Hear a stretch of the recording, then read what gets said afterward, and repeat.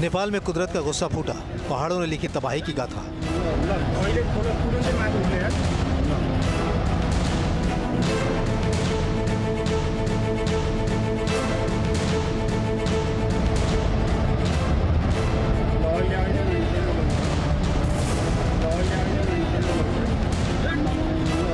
हिमालय से बर्फ का विनाशकारी पैगाम, आगे और विनाशकारी अंजाम।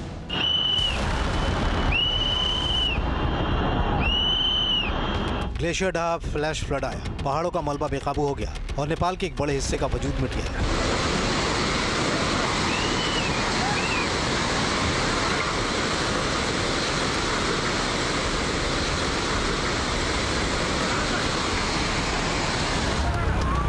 नेपाल चीन सीमा के पास लेंडे खोला और भोटे कोशी नदियों में अचानक आई बाढ़। बर्फ और चट्टानों के अवलांच का चेन रिएक्शन बताया जा रहा है। इसे आइस रॉक एवलांच कहते हैं।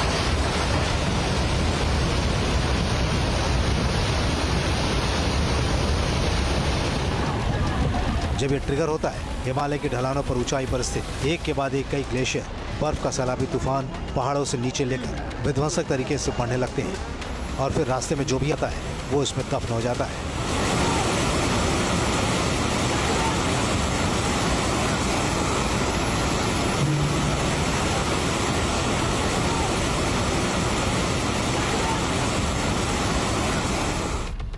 हिमालय में और कितने हैं ग्लेशियर बम?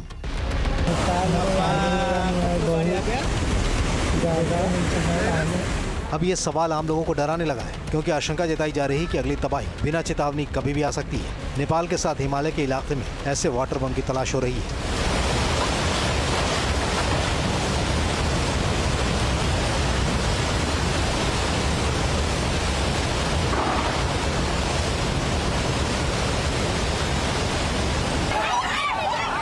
जानकारी मिल रही है कि नेपाल के ऊपरी इलाके में भोटे कोशी जैसे करीब 47 ग्लेशियर बम हैं।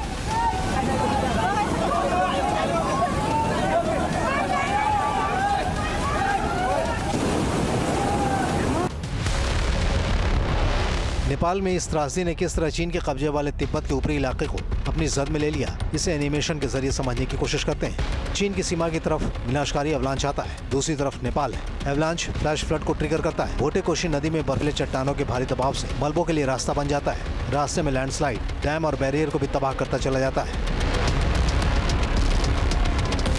मलबों के रास्ते में थुमान नाम का गाँव आता है, जिसके परखच्चे उड़ जाते हैं।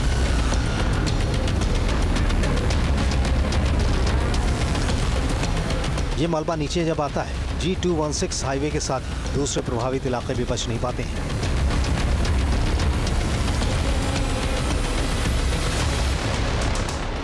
जानकारी के मुताबिक लांगटांग लेलुंग पर लगभग 17,000 फीट की ऊंचाई से बर्फ गिरी और लगभग 4,000 फीट नीचे घाटी में जाकर गिरी। कहा जाता है कि इसके गिरने से जोरदार टक्कर हुई और पानी का ज़लज़ला आ गया। इसका असर सैकड़ों टन TNT के धमाके के बराबर बताया जा रहा है।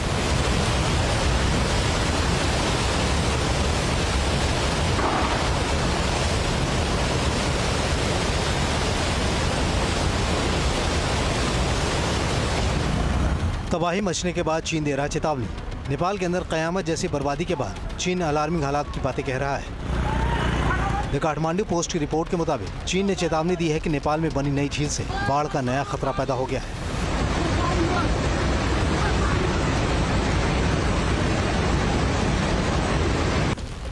चीन का कहना है कि नेपाल तिब्बत सीमा के पास बनी ये झील टूट सकती है, क्योंकि अगले 3 दिनों में इसमें 30 लाख क्यूबिक मीटर पानी आने की आशंका है, जिससे बुधवार को आई जानलेवा बाढ़ के बाद खतरा और बढ़ जाएगा।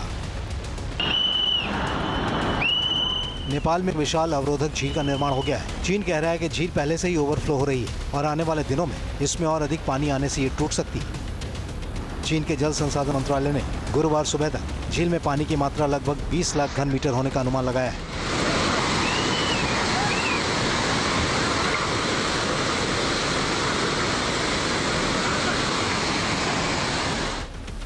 अगले 3 दिनों में झील में 30 लाख घन मीटर पानी और आने की आशंका है, जिससे बांध टूटने का खतरा बढ़ जाएगा। नेपाल में छोचेन खोला और पुरेपु तांग्सपो नदियों के संगम के बीच ये झील बन गई है।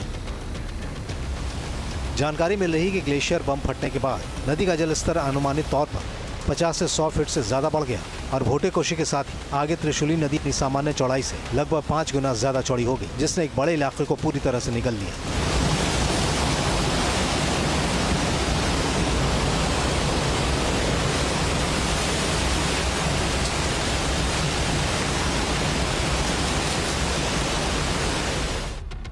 लांगटांग और त्रिशूली नदी बेसिन का इकोसिस्टम बेहद संवेदनशील है। अंतर्राष्ट्रीय पर्वतीय विकास केंद्र और यूनाइटेड नेशन की रिपोर्ट के मुताबिक कोशी, गंडकी और कर्णाली बेसिन में लगभग 3624 ग्लेशियल झील है। नेपाल में 2070, चीन के कब्जे वाले तिब्बत में 1509 और भारत की तरफ 45 ग्लेशियल झील दर्ज है। इस रिपोर्ट ने 47 संभावित खतरनाक ग्लेशियल झीलों की पहचान की और भारत में एक ऐसे ग्लेशियल बमों की पहचान की गई है। ग्लेशियर बम किस हद तक घातक हो सकते हैं, इस तबाही ने उसकी हकीकत जाहिर कर दी है। बताया जा रहा है कि बाढ़ आने से कुछ समय पहले ही तिब्बत में 4.4 तीव्रता का भूकंप दर्ज किया गया था। हालांकि शोधकर्ता और अधिकारी पता लगाने में जुटे हैं कि क्या इस झटके की वजह से ऊंचाई वाले इलाकों को अस्थिर करने और शुरुआती हिमस्खलन पैदा हुआ। फिलहाल इसकी तफ्तीश हो रही है। हिमालय में ग्लेशियर पिघलने से बनी झीलें टाइम बम या ग्लेशियर बम कहलाती हैं और अब ये घातक बन चुकी हैं। हिमालयी ग्लेशियरों का तेजी से पिघलना जारी है। इसके आसपास 30 लाख से ज्यादा लोगों के ऊपर खतरा मंडरा रहा है। नेपाल में 2000 से ज्यादा ग्लेशियल झील हैं और इनमें दर्जनों हाई रिस्क वाली हैं। भारत के उत्तराखंड, हिमाचल प्रदेश और सिक्किम जैसे हिमालय के करीब के राज्य इसकी जद में हैं। हिमालय के तमाम हजारों ग्लेशियर बम में से कोई एक भी कब और कैसे फट पड़ेगा कोई नहीं जानता। इसकी भविष्यवाणी नहीं की जा सकती। कुदरत की इस ताकत के सामने वक्त रहते बचने की इंसान सिर्फ कोशिश ही कर सकता है।